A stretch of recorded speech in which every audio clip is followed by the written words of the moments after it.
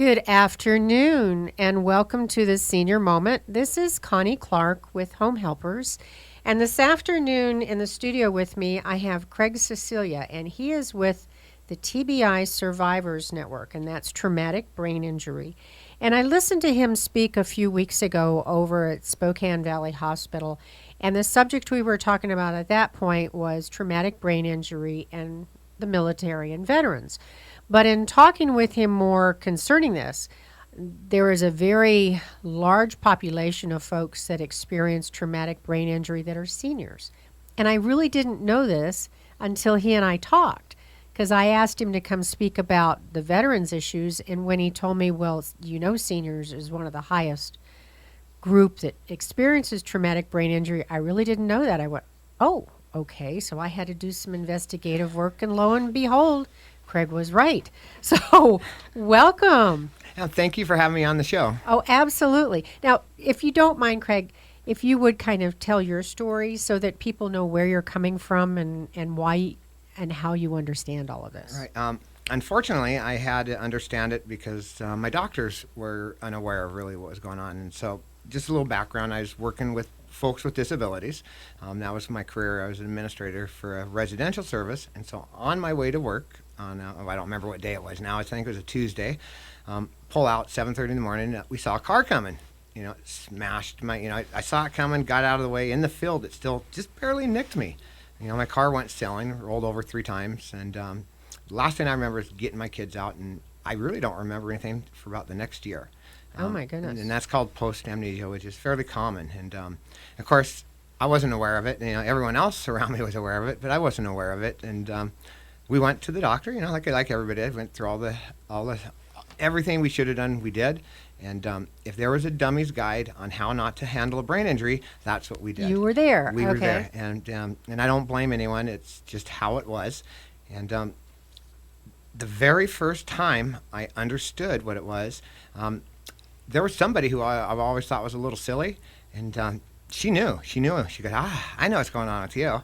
And she knew exactly what was going on, that I had a brain injury. And this is even before I was diagnosed. And even though I had that much trauma, and they never diagnosed it until... Because there was no physical... Oh, yeah. Oh, you had physical there things. was? Oh, yeah. Oh, okay. But they didn't, I was telling them I'm fine, because, who don't want to be fine? Right. And every time I went to the doctor, I was fine, but my family knew I wasn't so fine because they saw the change, and it was subtle. And as the change happened, the resistance happened, and the more help we went to get, the worse help we got. And of course, my marriage ended up, she ended up filing divorce fairly quickly, which is common, and took a lot of time to overcome that. And through that journey, I just needed to know what was going on. And so it was actually a Craigslist ad where I found my first survivor, and shortly after we started a support group, and that's over 500 support groups ago. Wow. And when I had talked to you about coming on the program here, and I had mentioned that, I talked to seniors, you had told me that seniors was one of the highest It risk is groups. the highest. And so when I started looking at information to see if you were really right, like I really didn't believe you, it is. It's one of the highest groups. Little kids are the first group, and then the next group is seniors over the age of 65. Right. Well, little kids are the largest amount. Seniors has the highest rate, meaning per senior, and this is right from percentage-wise, right, of percentage-wise, population. because they're more apt to falls, and falls are the number one cause of brain injury. And if you figure you've fallen hard enough to break a hip, it tells you what's going on inside your brain. And a lot of things are assumed at that point, and you just have to look at what was pre-existing, and kind of judge what your doctor's saying and know to look for TBI if that's the case. And when a senior falls, again, you see a broken hip or a broken something, but you may not see the physical results of a traumatic brain injury. They might have hit their head on the floor or whatever, and you don't really see. Right. You know what I'm saying? And the scary thing is the symptoms really don't start happening till later. It can be 6 months later and the symptoms happen, and for some reason they don't think, wow, that fall did it. And so that's why awareness is so important. My symptoms didn't really get bad till about 4 months. And it escalated as my body was healing fine, I looked fine, and now everybody thought I developed bipolar disorder all of a sudden. I mean, that was, yeah, yeah, I was beginning to wonder too. It's like, wow, I'm going crazy. Yeah, and in looking at this at some of the symptoms, I could see where if a senior started exhibiting these symptoms, someone would think he was getting or she was getting dementia or just getting old or getting forgetful and not even thinking that that fall that they had 6 months ago that may not have resulted from a broken hip, It Right. may have just been a fall that they didn't tell anybody about, and now all of a sudden the symptoms are showing up. Right, and just a myth buster, you do not have to hit your head to sustain a brain injury. Oh, And a okay. lot of people don't realize that. It's the movement of the brain that actually causes it. And our brain is the consistency of tofu, soft tofu. And so when a quick movement hits, it moves inside of there. And it's made to do that. But we have these little sharp ridges on the inside of the brain, of the bone in our head. And that's what causes a lot of the damage, the tearing and the shearing. So it could be something. I'm just thinking when you say that, I'm picturing whiplash or something like that. Oh, absolutely. Yeah. So they may not even fall; they might almost fall.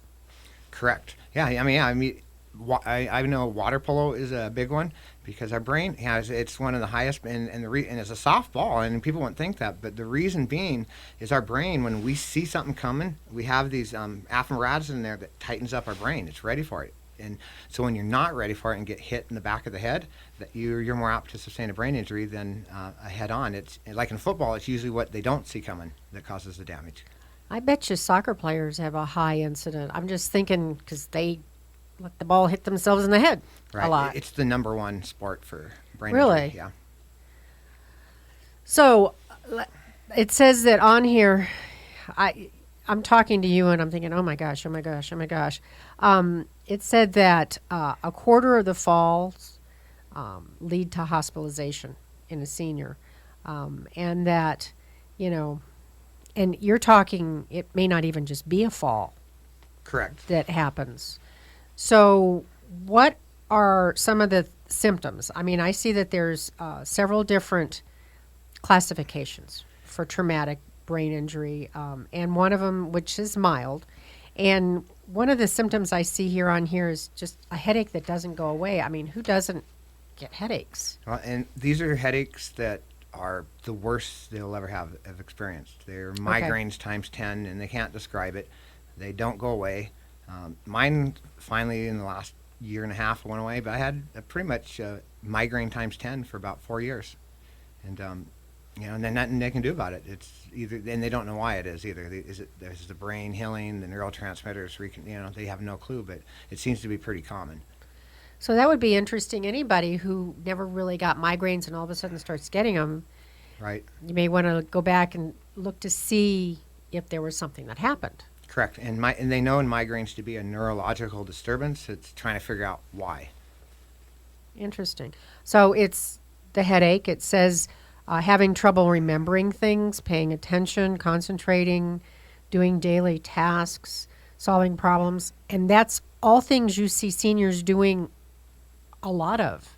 Right. And so in reading this, I'm thinking, well, is it really just dementia getting old, or was it something that happened? Right. And again, there's only one way to tell, and that's to look at the brain. And unfortunately, those tests are so expensive. They don't happen, often enough. Well, can they tell that by an Oh MRI? yeah. No, Okay. no. It has to be like a PET scan, a positive emission scan. Yeah, they Oh, have okay. the technology, and they don't even do that for brain injury. So, they don't know. I mean, they could actually use that test for med management and tell if it's working. And it's an expensive test, and you have to go to Seattle to get it. Amen Clinics over in Seattle is the only one in our state that I know has that technology. So I would assume that Medicare would probably not think No. that was a good thing to do. Okay. Slowness in thinking, getting lost easily. These are all things you see all the time in seniors. Feeling tired, lack of energy, change in sleep pattern, loss of balance, sensitivity to lights, blurred vision, loss of sense of taste and smell. That is something that happens all the time anyway. Right. Well, it's funny. My best friend, who I became friends with after the injury, she can't taste a thing. Nothing, no taste, nothing tastes to her. So it's by texture that she knows she likes food. And I always ask her because we do a camp out and she comes over from the Tacoma area. She's my cohort in this. And so how's that taste? I always forget. And she goes, tastes great. But it'd be an interesting thing, especially for me. That would have been bad. Italian, we love our food. Oh, yeah.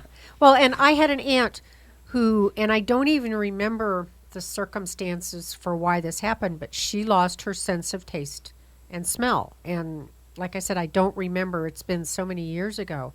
And it was really dangerous for her because she could not tell when food in the refrigerator had gone bad because Wow. she couldn't smell it and Right. she couldn't taste it. So that was really very dangerous. Ringing in the ears, it says on here, mood changes, feeling sad, anxious. Those are all things we see a lot in people. Right. And what you got to realize is you got to think about, you know, how quickly it happens. Dementia is a slow degenerative thing. It's awful to watch, but it is far different than a brain injury. A brain injury, you will see it within 6 months. You'll start to see symptoms, if And not is it sooner. real quickly that all of a sudden they develop all at once? Or do they, within a couple months, you see that happen? They escalate real quick once they start. And then you'll notice by some of the things like overstimulation is one of the things, like they said, the visual and also auditorial, being around crowds. When you see the frustration happening that wasn't happening typically, that's the sign to look at it. And that's one of the things that, going back to the presentation that I heard you talk about, that we see some of the young people coming back from the military experiencing. It's awful because some of them have TBI and PTSD, and they are so hard to tell apart. Yeah, I was going to say those two symptoms, there's a lot of things that are very close together, especially what you've been talking about. Right, and my best friend, who we started our first military group with, and he had both, and he didn't have somebody when he needed it, and he ended up killing himself in his backyard, and he just didn't know why. You don't know why. For some reason, you don't. Everyone's telling you to be who you were, and when you can't be that, you lose hope. And so that's kind of what we do, is let people know there's hope, and teach them not to care what people think, and teach them to appreciate who they are.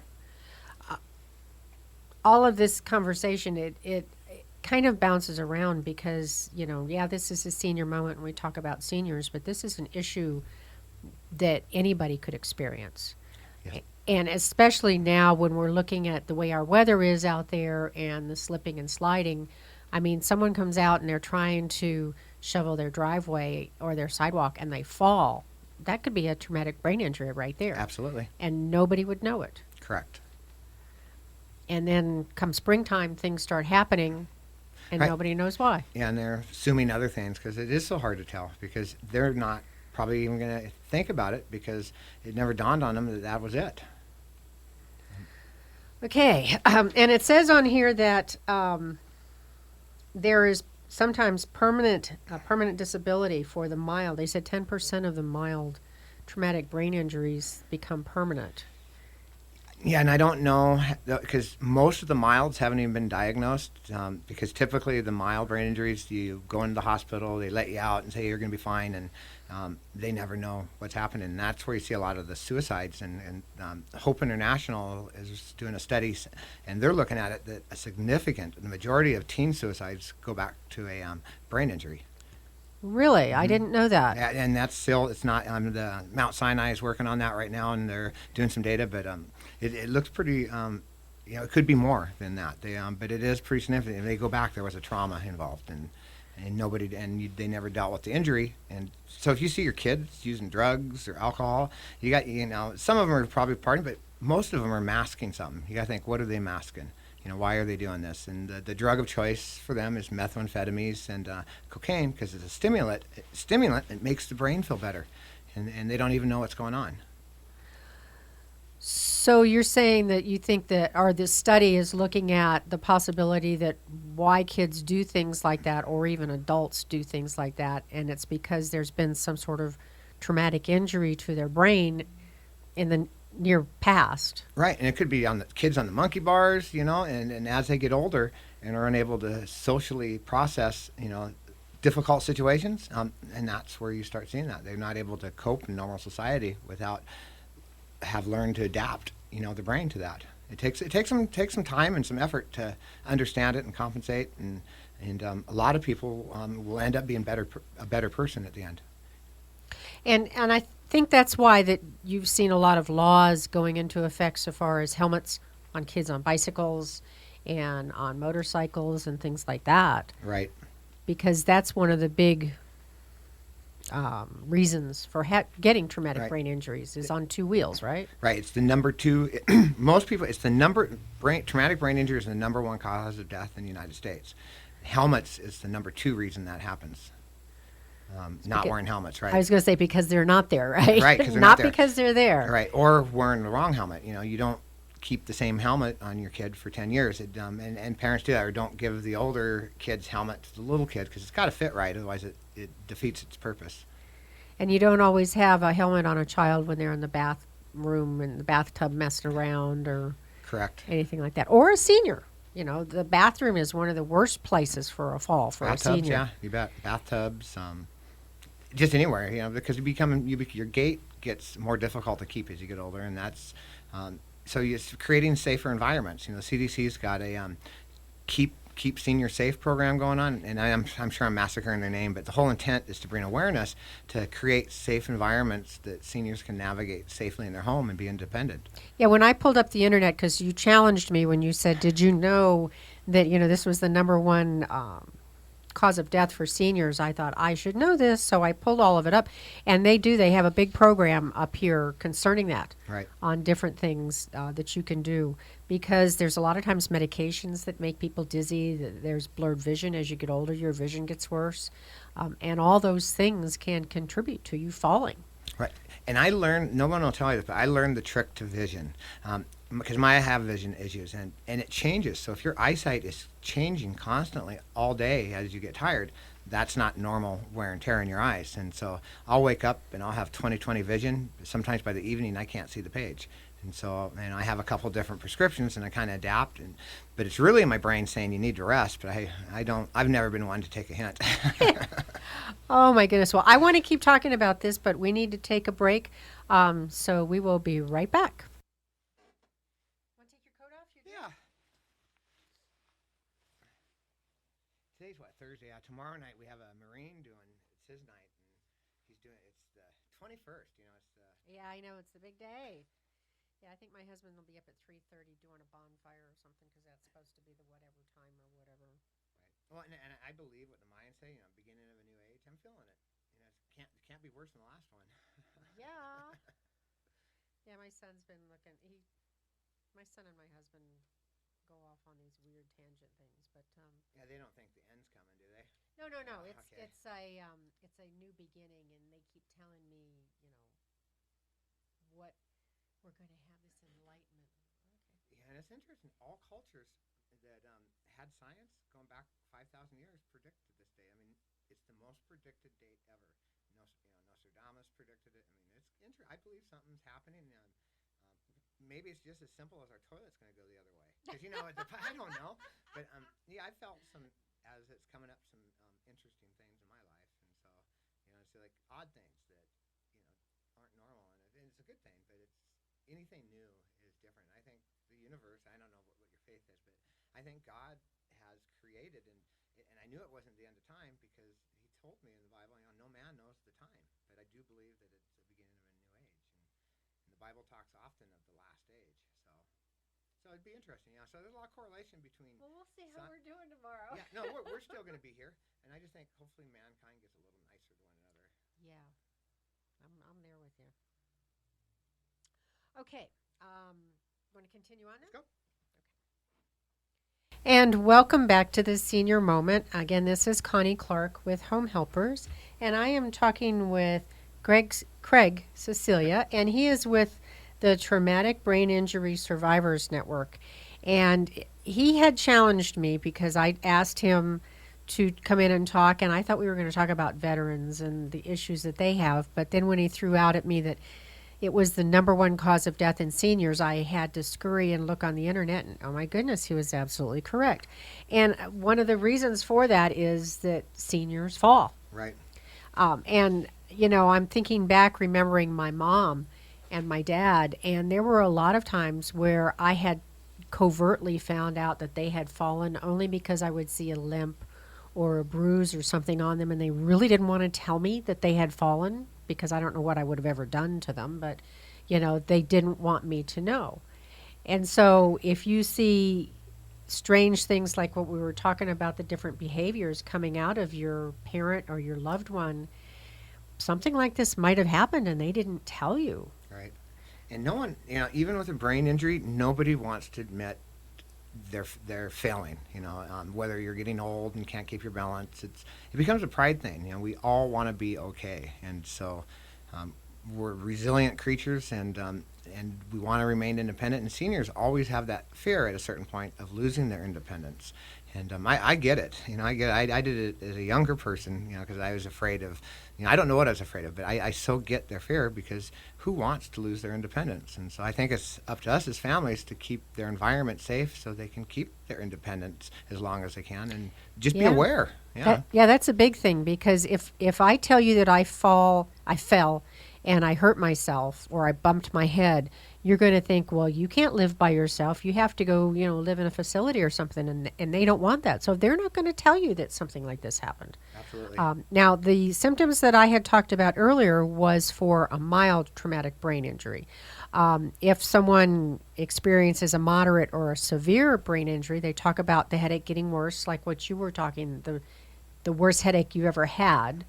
Repeat vomiting or nausea, and they talk about that like when you have concussions and things like that. Convulsions or seizures, inability to wake up, dilation of one or more of your pupils, slurred speech, weakness or numbness in the arms or legs, and that could be confused with having heart issues or issues with neuropathy or something like that. It's something that normally happens to me. So Right. they may not recognize that. Loss of coordination or increased confusion, restlessness, or agitation. And again, these are things that you see in seniors, a lot of these anyway. Right. And so you may not associate that with a bump on the head. Right. And you said not necessarily a bump. Correct. And they're just now recognizing this in the last probably 5 years with seniors, so, the studies they did. And so we're going to see lots of positive things and dealing with it. But they're just doctors that have no clue that that's probably even happening at this point. That's Well, and I know you're not a doctor, but is there anything you can do about a traumatic brain injury that, there's no physical thing to see that there was a traumatic brain injury? there's lots. I mean, and the mild is the most dangerous in my opinion, because they get the least amount of care, because most of them go unrecognized. And so if you have a moderate to severe, and I was in between a moderate and severe, and they still didn't treat it right, but you're going to get better treatment because they're going to recognize it more. And knowing that, resting your brain, and it can take up to a year, and people, it's tough to rest for. That's what I was going to say. How do you rest your brain? I know how to rest your body, but how would you rest your brain? Right. Well, you don't overstimulate, because when you overstimulate, it's when you're going to see some of the more aggressive behaviors that come out of people. And the more overstimulated they get, the more confused you get, and then as all that escalates, just all of the symptoms start, getting more severe. And so, I call it brain bucks. A gal over in Seattle taught me this, and you figure out how much you can take each day, and you treat it like cash. This is how much I have to spend each day, and as you get better, you have more money, and you really have to work out systems to manage your time, manage your stress, and it's tough. It's tough. And you're talking about overstimulation. And during the holidays, people get together and there's crowds and there's parties. That would be an overstimulation, where there's absolutely. lots of people, lots of things going on. And they may not want to do that, and you don't understand why, or they're getting agitated because, there's lots of people and activities. Again, My first major blow up was at a comedy show here in Spokane. oh, that was a good place for it. And the worst thing you can do is drink. And I didn't know anything at this point, so I had a couple drinks, and I wasn't drunk, but I had a couple drinks, and the noise, and I came out. I couldn't even think, and my then wife, just looking at me, because everything, I'm healed and I should be fine, and she just wanted to have a good time. She's been miserable, and she left me downtown. I said, "Go ahead, you go out," and I got so mad. And that was the beginning of the end for us. That's that one instance, and I did not recognize that that was even happening until a couple years later. Well, and you learned. Right, the hard way. The hard way, absolutely. Well, and let's talk about you learned the hard way, and I know you are doing a lot of things to help people with traumatic brain injuries, not just seniors, but all age groups. So, talk about some of the things that goes on so far as your support groups and things like that. Okay, well, I'll just kind of give you a slight history. Okay. Like I say, it started off with one person. After I got through the normal nuts that are on Craigslist and found a real survivor out there, very empowered. I was enlightened. I mean, we weren't exact, but it was like very powerful, and we had a lot in common. And it was good to know you're not alone. It really is good to know you're not the only one in the world going crazy. I mean, because that's what it seemed like. And everybody was looking at me and expecting me to be fine because I looked fine. And but yeah, I really tried. It's I hard. could see him going snap out of it. Right. And Yeah. and then at a certain point, people don't believe it, and that was the hardest part because it wasn't diagnosed yet, and everybody just thought I lost my mind, and I bought into that kind of, and so after we started that, it turns out there are lots of them. I mean, it was like people were within I think 6 months we had 50, 60 people at the support group, and now just in our area I think we have 11 support groups. We have one on SFCC, and our main goal is to reteach people how to value themselves for either employment or education, to go on and get a degree and to develop the accommodations to do that, and working with students and 504s in the schools, because the teachers do the same thing. Oh, he can do it. Look at him. He's a smart kid. You can't see it, and for what they don't see, we fight so much to get these kids what they need, and they need reminders and prompts, not discipline. And so teaching the teachers is a battle. And yeah, we're actually doing a presentation this year. We're calling it the Journey of the 504. And this young man I met. Okay, wait, back up. What's the 504? A 504 is an educational plan for students. You have a 504 and an IEP. Okay. IEPs, you're typically in a contained classroom in our state, and the 504 allows you to go to all of the classes with accommodations, reasonable accommodations. Okay.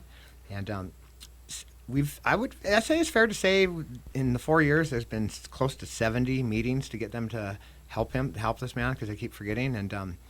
And he's going to pass by the grace of God. This year he's a senior, and the journey, if it wasn't for the support he had, he would have never passed. He would have probably flunked out in 9th or 10th grade. And it takes a lot of work, and you have to recognize that just because you make a plan doesn't mean that's what it is.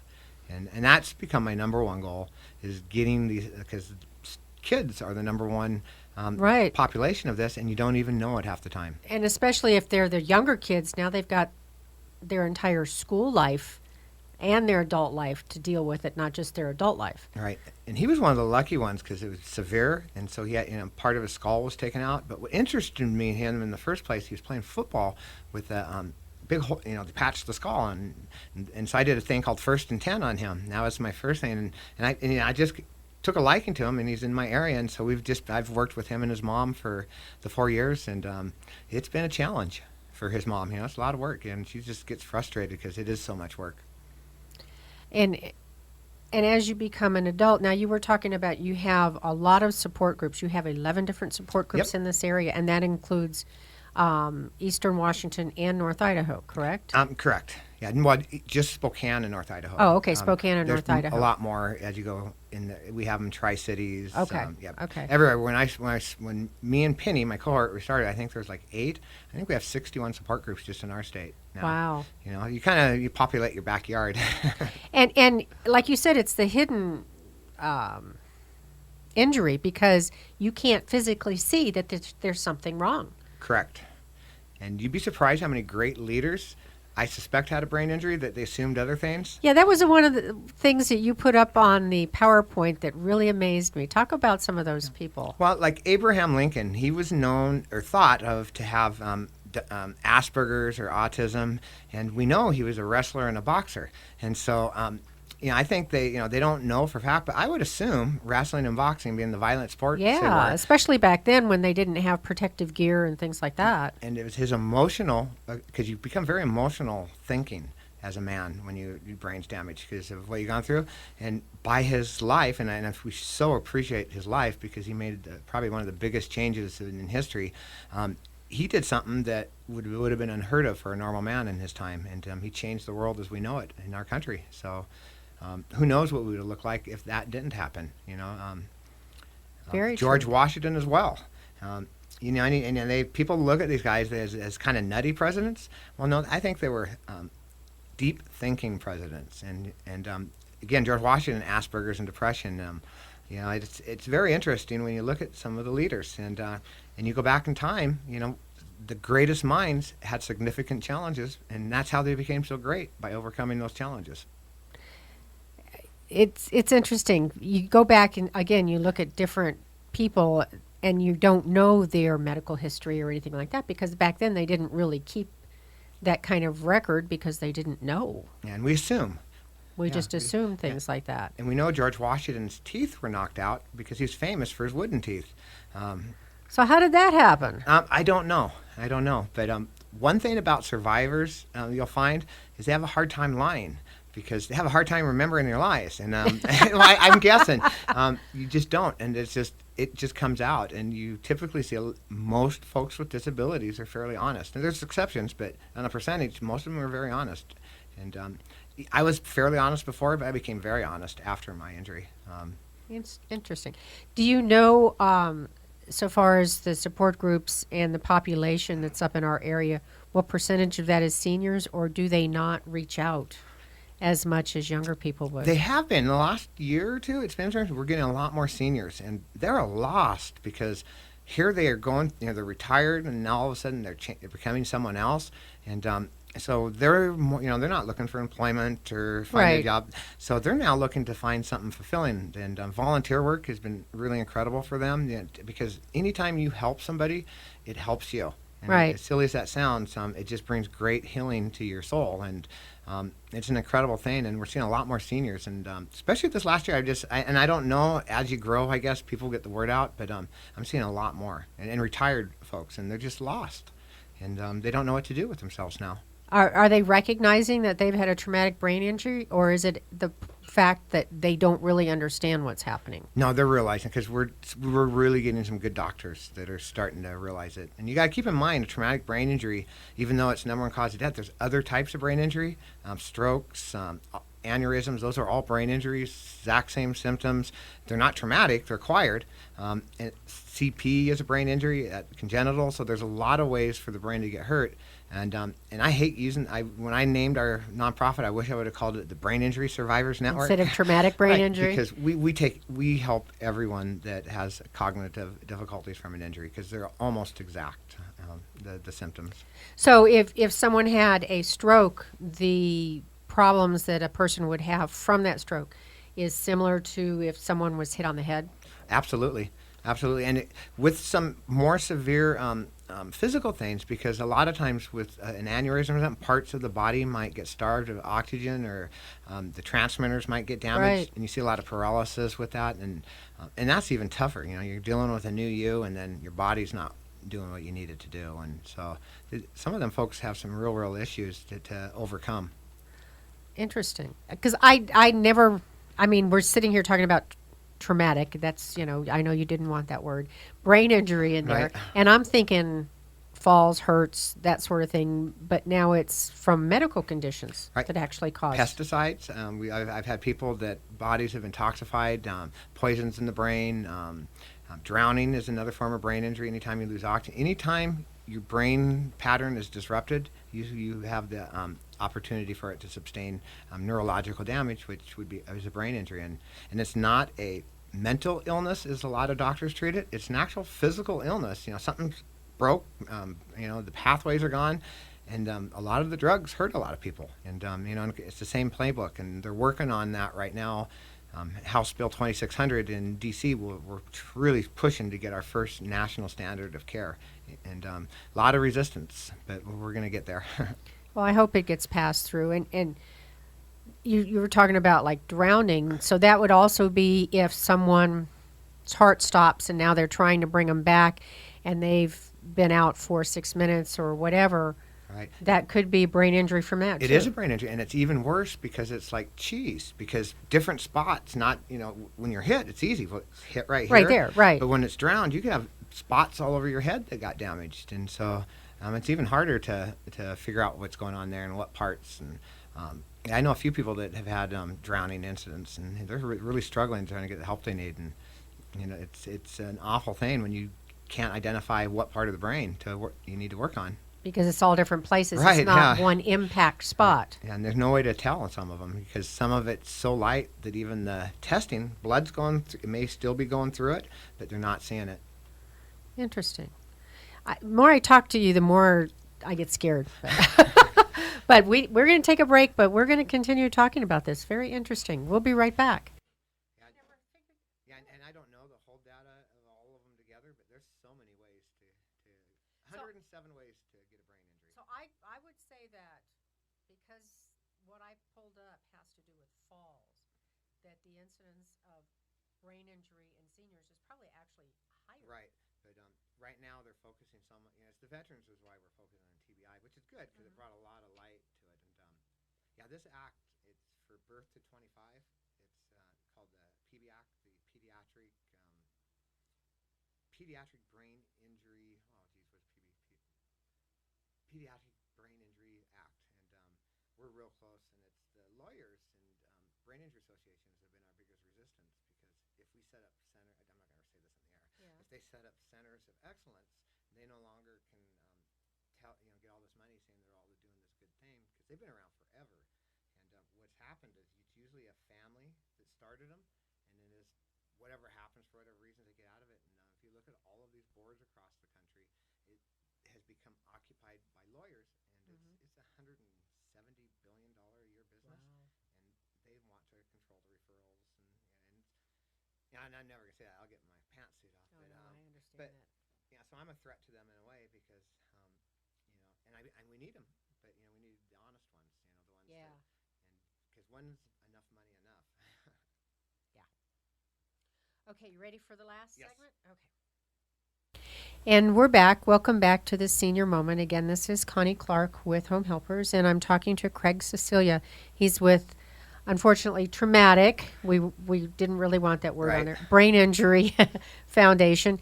And one of the things we were talking about during the break, you had thrown out before we took a break, that when a brain doesn't get oxygen, that is also a brain injury. Correct. And so what we started talking about was seniors and falls and the traumatic brain injury part and how that is the biggest killer of seniors. But when you're talking about the lack of oxygen going to the brain from strokes, from when they have heart incidents and their heart is stopped and they're brought back, I would say that the incidence of just brain injury for seniors is probably a whole lot higher than what the statistics actually say if you take all those other things into effect. Yeah, nobody knows yet because there's so many ways. I mean, and then that's called an ABI then, acquired brain injury. And eventually hopefully we'll have it, brain injury, because especially when the needs are so similar. And you were saying some of the symptoms are they're the same. exact symptoms almost. Headaches, depression, change of self, and it's the most interesting thing. And but the good thing is when not a good thing, but when you've had a stroke or an aneurysm, they know to give you the cognitive rehab right away, and so they get because that was an incident that someone could identify. Right. And so, and not that that's good because they fix it, they do the rehab, get them out of there, and then they leave people on their own and not realizing it's some people decades to discover their new selves, and it's not so much discovering, it's accepting that's hard. And as you get older and your body starts to slow down, that becomes even harder. Correct. Because you're dealing with your body getting older.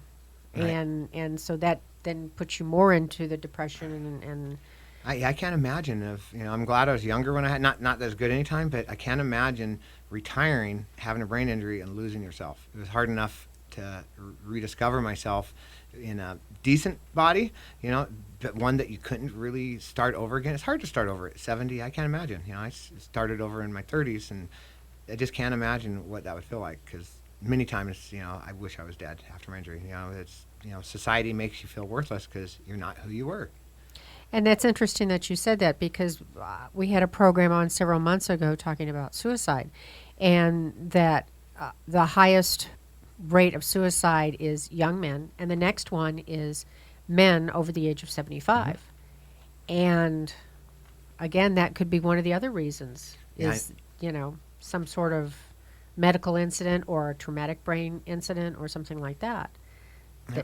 By the grace of God, I didn't. It was Christmas Eve 2006. I can remember this as vivid and day with a gun cocked in my bathroom, and yeah, something came over me. I wrote a song instead. I don't know. It's just the weirdest thing, and it was that moment in time that changed everything. And I'm not gonna preach to people, but something, entered me, and didn't make it any easier. But that was the last time I thought about it. I've thought about wanting to be dead, but that's the last time I actually came close to it. And there's a couple of times up to that led to that, and it was my social environment that made me feel worthless, and it was always because they wanted me to be who I was, and I wanted to be too so bad, and it hurt people so much. And it's not about you at that point; it's about who you're hurting and stopping the cycle.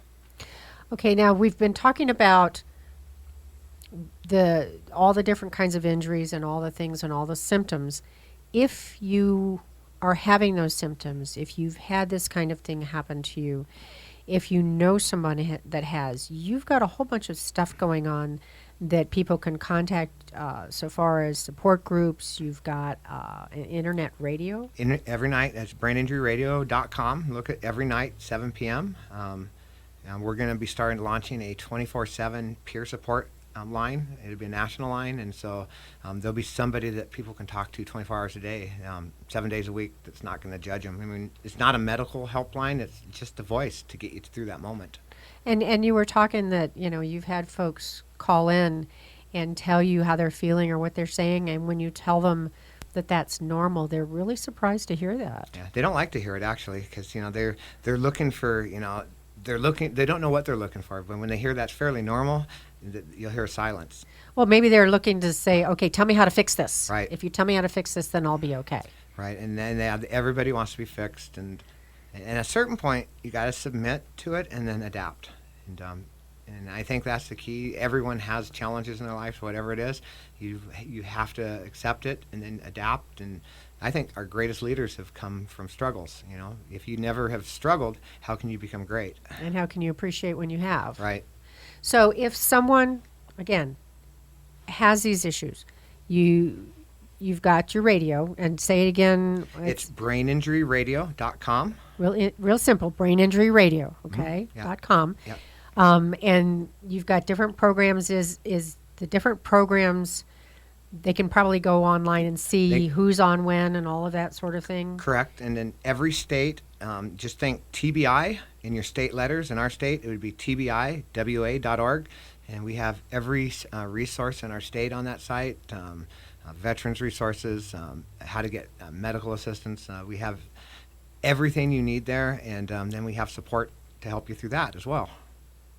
And is there a number they can call or anything like that? Yeah, there is. Every state has a different number. We in our state, I'll give you the number. It's 888-308-6804.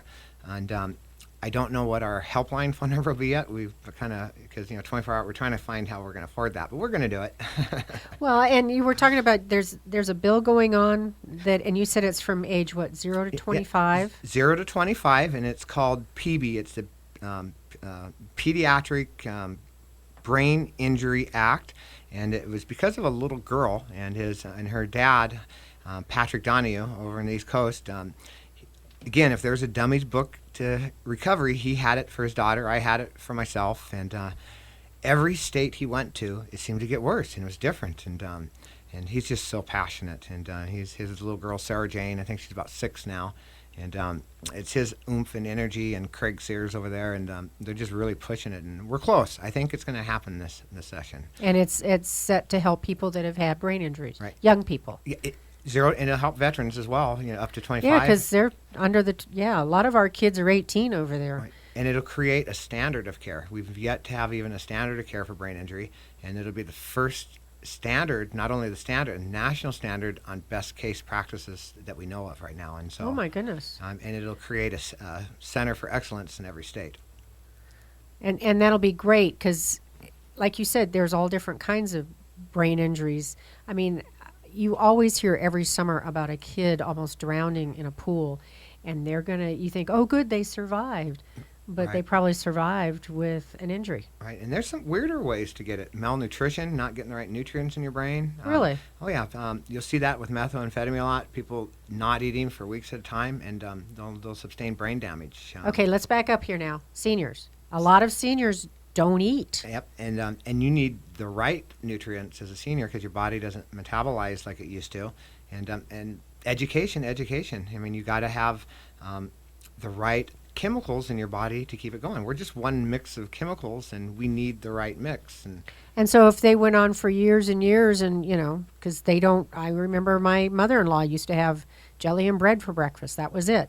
That's not nutritious, but Correct. they could be entering their brain Yeah, that you're, way. you're harming your brain. Drinking too much, a lot of people forget that alcohol is a depressant and it does kill brain cells. And so as you get older, might want to hang on to those brain cells because, they don't generate as fast. Yeah, you may want to keep a few of those around, yes. Yeah, and then you just it's a bizarre list that you wouldn't think would cause it. Diabetes, a lot of folks, when your highs and lows, as you put that stress on your brain, and there's a number of ways to damage your brain. And and my guess, neuropathy is from that neurological brain damage that we cause from the various, the dramatic stages of the insulin in our bodies. So, Well, every time I bring up something and you go off in another direction, you bring up all these other questions I mean, we were talking about the young people, and you were saying that there's different ways like malnutrition, and all of a sudden it went in my brain, well, seniors do that too. And so there's a lot of ways we can injure our brain and not even know it, and then we start experiencing these symptoms and not realize that that's where it's coming from. right, and the biggest thing, and I don't do this, and it's the number one way to stay healthy is keep the perfusion, keep your blood moving very well through your body. Exercise, it is. Oh, there's that E word But- again. It actually gets the old stuff out of the brain, and it brings endorphins. And I know it from my heart. I preach it, and I've yet to do it. And it's the best thing to keep your brain healthy. And then exercise. People don't know our brain is a muscle. People forget that. Read. Use your brain. Once you start not using your muscles, they deteriorate anyway. And as you get older, keep it busy, keep it occupied. And that's just the best advice. Keep your brain healthy. Well, okay, so I don't know, Craig. I every time I hear more things out of you, I get more scared, and I'm looking at this list of mild traumatic brain injury, and I'm thinking I do some of these things. I've seen some of these things, so Right. I'm sure all of us have had some sort of little bitty, I'll say little bitty brain injury. Right, and there's a movie out there. It's called The Hidden Epidemic. Bill Brown, who lives here locally, actually, he moved from California up to here, became passionate about this. We don't have a lot of time. We'll get into him, but he shot this movie and discovered a lot of things. But the one thing we know about brain injuries, they're cumulative, and Dr. Amen talks about this. So you may suffer several brain injuries, big hits in the thing, and all of a sudden a little bump, and you have these massive symptoms, and that's one of the things doctors have a hard time because the injury doesn't match the symptoms, and that is throwing doctors off. And so they know that they're cumulative, and it may not have been that one that causes the damage. Our reserve gets taken. We have a huge reserve in our brain, and each time we hurt ourselves, we lose a little bit of reserve until finally you see the symptoms. And that's what they've been talking about football players and about kids in sports, Correct. that it's the multiple concussions. Correct. And they don't completely heal because remember, it takes a year minimum to heal the brain. I mean, it's not like a bone. Our brain has a lot of complexity to it, and it takes a long time for it to repath itself. You can lose part of your brain, like I did. I mean, part of my brain's not there. It created new pathways, new ways to do it. It's an amazing machine if we let it heal. And I didn't let it heal. I would have healed much better if I would have known this, I think. But who knows? Maybe I would have done worse. You never know. So the little bitty tap that you have, and all of a sudden you're experiencing issues, it wasn't the little bitty tap. It's things that have happened in the past. Correct. How long would the past injuries have to be to still be in there? I mean, they're always there. I mean, once you've damaged that brain, it's always there. I mean, it's those dead spots in the brain when they're going like juniors. They looked in there. They can tell how many times you damaged his brain. It's something like 400 and some. It was an amazing amount of damage he had, and so as they discover more of it, I mean, they're seeing these spots, and you just got to realize we got a huge reserve in there, and the fact that they say we don't use our brain, we use all of our brain. It just is there to repath itself because I think our bodies were naturally made to sustain this, but now we're testing it, better gear and our more aggression. I mean, face it, football had less brain injuries when they had leather helmets because they weren't bumping heads like they were. They weren't being as aggressive out right, there. Because you think you're invincible with all that thing, and you forget that it's just this thing of jello in your head, and that's all our brain is just jello, and it's sloshing. Every time you hit, it sloshes, and you're going to have damage. Okay. and I saw something too here when I pulled up the traumatic brain injury information. It also took me to the Alzheimer's Association, and they said on here that if someone has had a traumatic brain injury, that they are saying they are more likely, the risk is higher that someone's going to have Alzheimer's. Right. Well, we degenerate naturally anyway, and if part of your reserve's already gone, and so you do, that's kind of worried me a little bit. As I get older, I get that to look forward to. So, that one worries me too. Interesting. Well, I'm going to close this discussion because I'm getting really nervous and scared here. But I want people to know that if there are, again, themselves, loved ones, anyone who has had any of these issues, I want you again to say how they can find information because it's real important. Yeah, the easiest way, if you're in Washington State, is to find our website, tbiwa.org. And we try to make it as easy and it's that way in almost all states except 2 that for some reason I can't remember where, but the sites were taken. And we have a national site which is TBI, and that for traumatic brain injury, SN for Survivor Network or Support Network, and you can find any of our links there. And each state shows the groups that we have going on, the national resources, and it's finding what you need when you need it. And always get a second opinion. If you're a caregiver out there and you don't think it adds up, trust it and get a second opinion and make sure the doctor knows about brain injury if that's what you suspect. And because I can't tell you how many people said, "Oh yeah, I know about brain injury," and they don't know anything about brain injury or the social effects of it. It's a podiatrist you're looking for, somebody that is a rehabilitation doctor, MD, that you're going to get your best results from because you're rehabilitating. Your arm's broke, you need to relearn to use it. And your brain's hurt, you need to relearn to use it. It's a rehabilitative thing, and there's lots of hope. And just remember, you're not going to be who you were last year anyway, so just go with the flow. And if you have had some sort of injury to your head or something like that happen, make sure you do tell your doctor because you may not think, it's not a big deal, but they need to know those kinds of things. And the number one thing to know, symptoms can take up to a year to start. I mean, it's been known to be a year later. So something strange happened, especially in your kids, behavior's changing. Be looking at that. That should be in the number one things you're looking at, in the top 3 things you're looking at. Did they sustain a brain injury? What's going on? And that's what I see with these kids that I'm working with that are doing drugs and alcohol. They're masking something. Well, lots of things to mask in this world nowadays. Very interesting. Well, thank you so much for being with me this afternoon. You more than adequately just filled my mind with more things that I really didn't know, other than just that seniors were the highest population. I thought that was the only thing you were going to say today that was going to shock me. And I was ready for that, but I was wrong. So thank you, Craig, for being here this afternoon. Thank you for having me. This has been Connie Clark with the Senior Moment, and you all have a wonderful rest of your weekend. Good day.